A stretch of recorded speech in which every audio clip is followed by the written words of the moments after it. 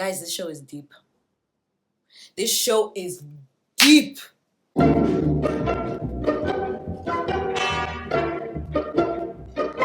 Hey guys, hope you guys are doing good. I'm doing quite well. Thank you for asking. Okay, so we're back for another review of House of the Dragon Season 2, Episode 2, called Rhaenyra the Cruel. And there's a lot of vulnerability in this episode. This is a word that I'm going to be using a lot in this video because I feel like that just encapsulates what this whole episode means, for Team Black, especially Team Green. We'll get to that in a second. Okay, so we're gonna start off with Team Black, Rhaenyra. So guys, Rhaenyra woke up in the morning minding her business, just there trying to get through the day. And then she wakes up and she sees that she's trending all over the globe. Her phone is blowing up. The DMs are full, huh? And she's like, now, maparapas, why is everybody hitting me up? Like, what's up? And they were like, people think you killed the little boy. She was like, what? She's like, hell no. I literally just went through the death of a young son. Why the hell would I want to impose that nightmare on somebody else? On Helena, of all people, who is the most unproblematic person on the show. Why would I do that? It completely doesn't make sense. And for the most part, people like Rhaenys are like, oh, yeah, it's true. We have to find out who it is. And then one of the idiots on her council is like, yeah, but, you have been a little over emotional, with the death of your son and everything. Maybe you snapped a little bit and, you did some heinous shit, I mean, we get it, but... And she was like, motherfucker, fuck you. And you are? In fact, who is this man? Security, can we get him removed? Disrespectful! Disrespectful. Imagine. Yeah, so Rhaenyra's horrified. So she was walking around the room, just pacing, trying to process all of this. She sits down. She looks over at Daemon like, bruh, oh, this shit is so deep.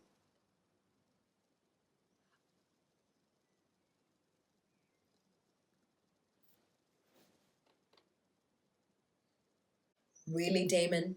That woman looked at that man for 0.5 nanoseconds and she was like, Raquel, you just put us in problems. Such a subtle and nuanced but powerful acting moment from Emma Darcy when she looks over at Daemon.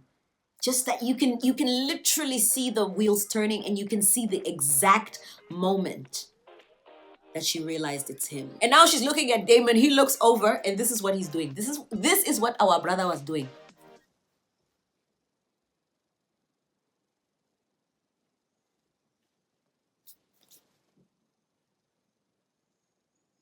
And I did it. I said what I said. You went behind my back and you decapitated a child? Are you mad? Oh. Wavera, are you sick? It's definitely like big girl panty time for her. Where, okay, now let me see how I'm going to finesse this situation. Because the Greens are gonna come in swinging. They are not playing. But speaking of Rhaenyra and the Greens, I mean, I wonder, could she send some sort of email or DM to Alicent to be like, look, girl, this was all Daemon. I swear to God, I had nothing to do with this. I think that Alicent, because it's clear that she still has affection for Rhaenyra, I think Alicent could be open to believing something like that. I don't think it's out of the realm of possibility for Alicent to be like, I know that's not you. Yes, I suspected it was someone like a Daemon. I know you wouldn't do. You know what I mean? Not that it would do any good because Aegon is on a warpath either way. There's no way he'll listen to Alicent, especially when it pertains to keeping Rhaenyra alive. But you know what I like? I like that Rhaenyra has strong women in her corner. Mysaria now, a new ally. Who knew? Who saw that coming? I didn't. And then, of course, she has Rhaenys on her corner, who, by the way, also clocked Daemon very early on that, oh, yeah, he did it. And she even says in a later scene with Corlys that, listen, we're here for the queen. We're always going to be here for the queen, so Rhaenyra confronts him immediately. She's like, maparapas, please, blood of Jesus, tell me what on earth you were thinking. And he's like, listen, it was a little faux pas. It's not a big deal. All right, let's go chill. Let's go get some ice cream. Let's go watch some Netflix. I think this is more of an inconvenience for Damon as opposed to a real tragedy. And they have this huge blow up fight. Rhaenyra's like, you screwed us. Seriously. People were getting on our sides. Now people think we're out here being monsters. Being kingslayers, in fact. And being a kingslayer is the worst thing you can be in this world. I actually feel like Daemon and Rhaenyra's relationship is relationship 101. To be honest, as toxic as it is, because I feel like that huge blow up happens to every couple at some point. Everyone has that big fight, the one that determines, can we move forward? Is this thing done? Everyone gets to that point where they have the fight. And this was definitely the fight for them. All the resentments, all the, underlying things that you've been feeling, that have been bubbling up, that have been brewing, that have been, just eating you inside, all of that came out. And Rhaenyra, who's usually very restrained, cool as a cucumber, this time everything just came out. She was like, oh, okay, if we're going there, we are going there, my brother. We are going to go there. He's still so bitter that he didn't become king, that he takes that out on Rhaenyra in some really toxic ways that manifest in really destructive ways to them individually and as a unit. And so she sends him packing because it's clear that she can't trust him. He's selfish. He's always going to look out for number one. Rhaenyra is also getting to a part where a lot of women get to after a while, where the bad boy thing, it wears off. Trust me, that after a certain age, it's just not cute. It's not cute for the guy, and it's not cute for you to have to deal with. It's just stress. At some point, you just want peace. You want quiet. You'd rather even be single than to deal with any drama. We're not raising anybody else's sons. And she's like, no, I've had enough. And Rhaenyra is also getting to a point where a lot of us girls get to, a lot of people in general get to, when you have just an awful relationship and you've been in denial about them for years, and it's a Captain Save-A-Ho kind of situation. I can fix him. No, he'll get better. He just needs time. I see good in him. I see what everybody else doesn't see. Pillow talk, sweet nothings in your ear, all of that jazz. But eventually you get heart full. Eventually you get tired. You know what? This person is just not going to change. And me waiting around, wasting years of my life, years that I'll never get back, hoping that this person who has a pattern of doing whatever the hell he wants, hoping that they'll change, this is a waste of my time. If you're going to keep adding to my stress, you get on the bus. Just go. Get on the dragon. But I don't care how you get. Just go. So it is good for her on some level for her to send him away. But I wonder if this weakens her plight. Because he was a very steadfast and kind of pivotal and essential part of her team. With his dragon and just him as a fighter and a warrior and all that. So I wonder if he's not on her side now, or now that they have this rift, is he gonna go off and try and claim the throne for himself? Is he still gonna be having her back and still, working to get people on their side, go to Harrenhal, have people bend the knee? Is he still gonna be on her team even if they're not talking and they're not texting right now and she blocked him? Or is he just gonna go and do his own thing? That's the thing about Daemon. That's what makes him such a fascinating character. You just don't know what he's gonna do. I mean, that motherfucker's crazy enough to even just go to King's Landing and pick a fight with Vhagar and go out in glory. He's capable of all of that shit. Yeah, so I'm a bit nervous about that for Rhaenyra. Daemon, who of course, not surprisingly, he couldn't take any accountability for the destruction that he caused. This episode and this fight really revealed a lot of vulnerabilities about Daemon, and it showed who he is, the core of him, the ugly side of him. I think because Matt Smith is such a good actor, we get distracted by his charm and just how he moves and his swag and everything. But at the core of it, he's a selfish human being. He is capable of love because he loved his brother very much, and he loves Rhaenyra. A part of him does, in his own twisted way. The closest thing he came to accountability was when he said it was a mistake. And even that, it was like trying to, pull teeth. It was so begrudgingly. It was He's like, oh, well, it was a mistake. Just so flippant about it. Like, dude. Okay, first of all, Viserys didn't trust you. I don't trust you. I never trusted your ass. You're selfish. You only think about yourself. You never loved me. You never respected me, most importantly. You still don't see me as queen, do you? Hmm? And he could basically not even answer. He was just throwing around some wada wada wada wada wada. But she completely called him out and he couldn't take it. He wanted to choke her. He was, again, volatility, unpredictability. You gotta have somebody like that on your team. It may be good in some instances for war purposes and battles. Even then, you still have to be strategic. But it's definitely not good on the personal front. Horrible husband, terrible father, abysmal person just all around. He was really delusional in some of the points in his argument. Uh, you know, my brother only made you queen because he was threatened by what I would become if I were the king, and like all this delusional little like immature like he don't want you, you're jealous. Like, what are we? Are we in primary school? What are we doing? Like what? But we really got to see an important part of Damon, and it wasn't pleasant to watch. And the question remains: did he actually ask for little Jaehaerys's head? Because remember, they cut right when Blood and Cheese were asking Damon, okay, so if we can't find Aemon, like, what do we do, sis? And he said, nothing.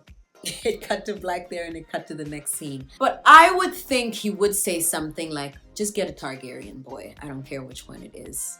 I feel like he's capable of saying something like that. I mean, he killed his wife. He smashed his wife's head in last season. Are we just gonna forget about that? Even with the love that he has for Rhaenyra and him fighting for her, it's still about him. You know, it's still his own mission for vengeance to destroy the high towers at all costs. So it really still always comes back to him. And the thing is, Damon's whole bad boy thing, that hold he has on Rhaenyra, it started when she was super young and impressionable and giddy and none the wiser. So she had an idealized, picture of him. And I think most of us girls go through that at a young, impressionable age, the bad boy. It's really some of Damon's thing, and what Rhaenyra gravitates to is it's just good old-fashioned bad boy vibes, Especially when you're younger, you're like, ooh, the bad boy, ooh, he's such a challenge. Oh, all the passion, the back and forth, the breakup to makeup, all of that, it's exciting when you're younger. But trust me, the bad boy thing, it gets old very quickly. When you grown, that bad boy stuff, it's just not the flex that anyone thinks it is. It's stress, it's sleepless nights, it's premature wrinkles. It's ain't nobody got time for that. Why you start to hit those 30s, you just want peace. You want some peace and quiet. Like, I would rather be single than to Porakata here with things like this. Me, for what? Bella, her and Jace had a really cute scene where she was practicing with her little crossbow, and they were talking about their dads and the sins of their father, the wins of their father. And it was very honest and very transparent. They talked about something you don't openly talk about, but they feel safe enough with each other that they can kind of go there. When she just asked him straight up, like, Sir Harlan, your real dad, what was he like with you guys? And he was like, yeah, he loved us. He was cool. And yeah, that was just such a touching conversation and interaction between them. But it also makes me a little nervous because this world, Ned, this Game of Thrones, House of the Dragon, House of Ice and Fire, whatever, it's so brutal that any hint that someone's happy or in some sort of a healthy relationship, somebody get maimed. So I'm like, don't be too happy, guys. Maybe a little toxicity could work for you. Yeah, but it was nice to see them connect like that. And I hope that's something that stays consistent. But again, that makes me nervous. Just watch in the next episode, those two get decapitated together. Oh! Guys, I'll just stop watching the show. I'll just stop. Over to Team Green. Team Green actually really touched me this episode. I know, they're horrible. They started all of this madness. But I think if you take away who they are and just strip them down to their humanity, a lot of it was very touching. And I felt for a lot of them. Just because, like, the family trauma, the generational trauma, the toxicity, the lack of physical affection, or any sort of concrete displays of love, you get it. You get why they're like that. Like, the dysfunction in this family. I thought I've had my family dramas and tiffs here over the years in my life, but this is some toxic shit. It's already killing these people. These people are probably all gonna die, but they're kind of all already somewhat dead inside. It's actually really heartbreaking. We'll start off with my little sister, Helena. You guys know I have a soft spot for Helena. Guys, she gets no love. These are the things that drive people mad. Seeing all of that, having it played out right in front of her, and her being alone in the aftermath, you know? I don't think I saw this woman getting hugged once this episode. Or perhaps at the funeral procession when she was freaking out.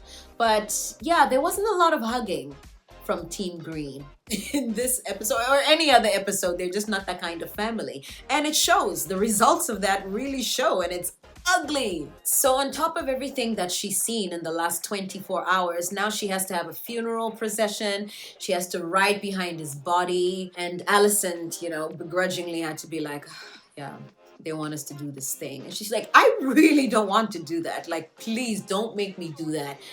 And Alicent, you can see it breaks Alicent's heart too, but she's like, we have to. She was like, I'm not trying to be around a lot of people right now. Any people, I just want to be left alone. In that moment, and Alicent had so many moments like this, Alicent should have hugged her. Or some sort of, like, give the bitch a pat on her back. Something, a pat on the head. I just really felt for Helena and how alone she was. And she also had a moment with her husband where they meet for the first time briefly after this huge tragedy happens, and nothing. She needs a mom. She needs her grandfather. She needs her husband, and just nobody's there. Everybody's dropping the ball, especially Alicent. And moving on to Alicent, Alicent, for me, this was an episode that really showed what a shitty mom she is. I mean, I knew it before. It's not something I was blind to. But this time around, I feel like it was very glaring. But again, this is why I like a character like Alicent. Not necessarily like, but I enjoy watching characters this complex. But also, she never received any affection growing up either. So you can't really give something you don't have. So it's understandable. I don't think she knows how to. I feel like there is a part of her that wants to be able to, embrace her kids and just, completely console them when they're suffering emotionally. But I don't think she knows how to. She didn't get that growing up. She started having babies so early. She got pimped out so early. She didn't get a chance to develop those kind of mental capacities or emotionally intelligent capacities to understand that. And her mom died young, so that motherly figure, maybe that warmth and that compassion she would have gotten from a parental figure was going to be from her mom, but she wasn't around, so she only had Otto, who's also emotionally stunted. Who knows what his parental situation was like? So it's just this toxic situation that's just being carried on and on and on and on and on. And all these people want is a hug. All they want to be shown is that, okay, I'm loved by someone. I feel safe with someone. And none of them ever get that. And they're just stuck. But Alicent is a wreck. She feels completely guilty for being with Kristen Cole, who was away from his post. Alicent is just so damaged. And going back to her mothering, all of her kids in this episode had, I feel, distinct moments where they needed her and they had to sort of fend for themselves. With Aegon, it was in the last scene they had together in this episode where she finds him crying, not just crying, but sobbing weeping, completely the lowest he'll ever be in his life. And she can't bring herself to go over and comfort him. Again, like Helena, she couldn't have given the motherfucker a tap on the back, a pat on the head. You can tell in that moment he needed her. And just like she can't communicate stuff like that, he couldn't communicate that either to Mom, I need a hug, or Mom, come hold me. And it's just, yo, it's heavy. With Aegon, clearly he needs mommy.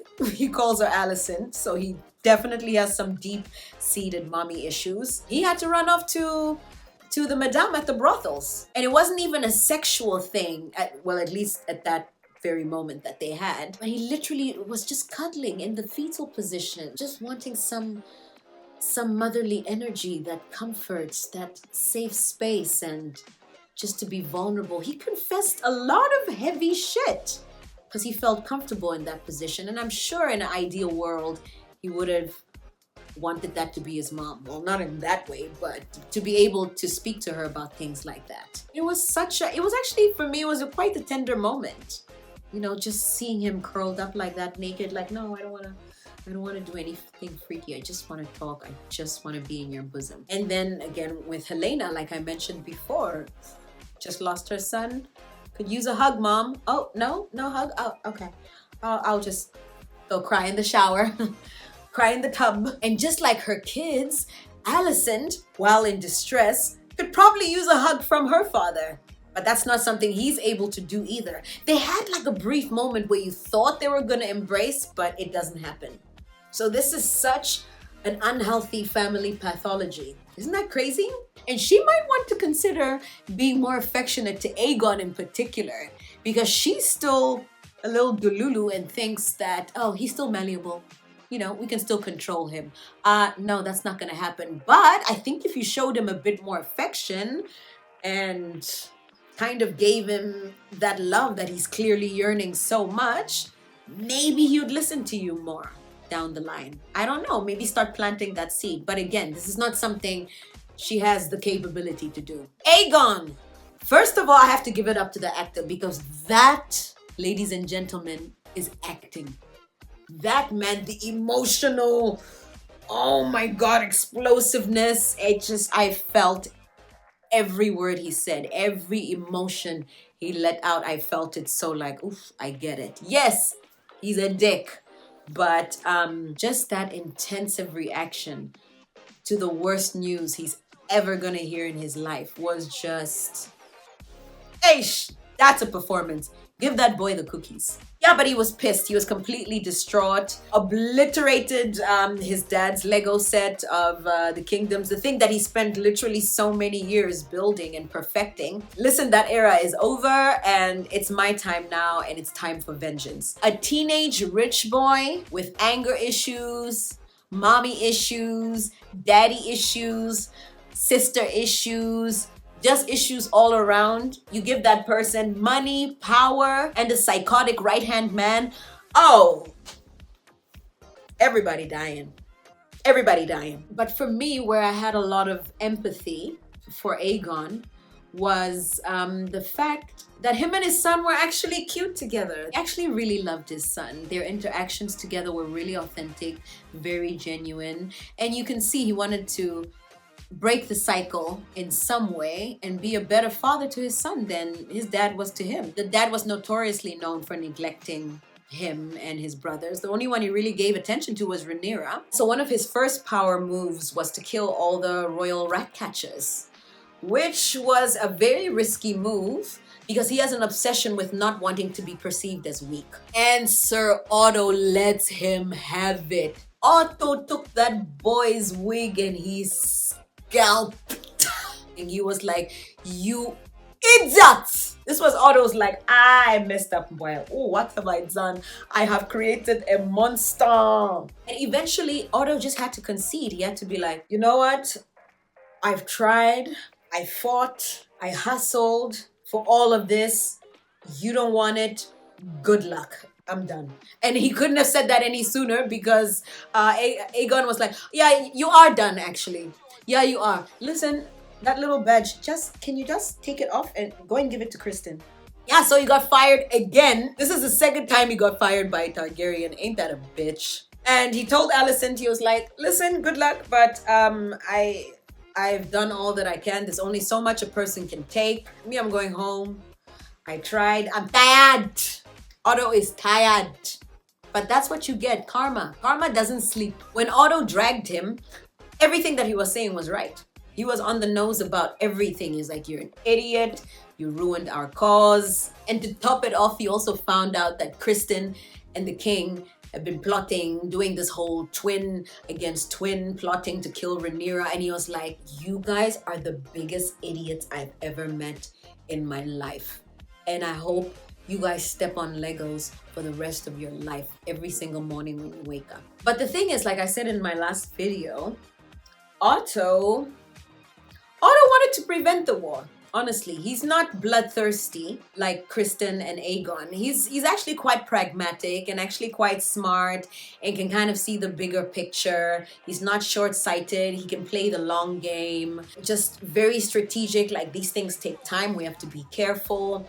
He was very hip to that, like a Tywin Lannister kind of thing. Like, let's be smart about this. Work smart, not hard. There is a level of respect I have for Otto. Criston Cole is gone full villain mode. Before he was kind of just a bit of dick, but now he's full on villain. So the guilt that he's feeling is manifesting in very destructive ways, going around bullying people and getting this crazy idea, which I think wasn't an entirely bad idea. For the twin, what's his name? Arik with an A. I mean, what kind of a name is that? First of all, okay, I digress. Yeah, so sending Arik over into a secret mission to go and kill Rhaenyra because he's the twin, so he might be able to get away with that. It's likely that he could get away with that. It's essentially a suicide mission, and it's actually very difficult for Arik because he loves his brother, Unfortunately, they have to be on opposing sides, but they still have a lot of love for each other. And knowing that I'll probably have to fight my brother to the death, and that's a very heartbreaking scenario. Criston Cole is just such a snake. And imagine that this all comes from being rejected by a girl, huh? You asked her to run away with you and give up her throne to go live in abject poverty. And you're mad, and that's her fault? She forced you into her bed? Oh, she did that? And he's still bitter about it all these years later. He's so butthurt. He's like an insult. Like, get over it, little boy. How about we grow up? And a special shout out to the small folk. And they're pissed. They're starting to get hungry. Things are getting a little bit too real on the ground because while you rich Targaryens and you elites are up there having your little family civil drama, the rest of us down here are actually suffering. Shit is actually really real for us. It's giving major Marie Antoinette, let them eat cake. And it's a story as old as time. If you don't look after your subjects, at some point, people are tired. And this actually reminds me of the High Sparrow in Game of Thrones, where he was speaking to Lady Olenna and he said, listen, you are the few, we are the many. And when the many are kind of done with the BS, you know what's gonna happen? And it also reminds me of when Joffrey got attacked in the streets of King's Landing as well, or Flea Bottom. I remember he was traveling there one time and there was a mob. I remember some of the people were shouting out, we're hungry, Your Majesty. So, hey, when people are hungry, people will rise. So, don't say that you were not warned, huh? Okay, I think that is about it. Thank you so much for joining me. I will see you guys on episode 3 of House of the Dragon. I'm having the time of my life with this show. It's really giving me all the life I didn't even know I needed. So, thank you guys so much for watching. I'll see you next time. Take care of yourself and each other. All I really want, all I really want is your love. Allow me to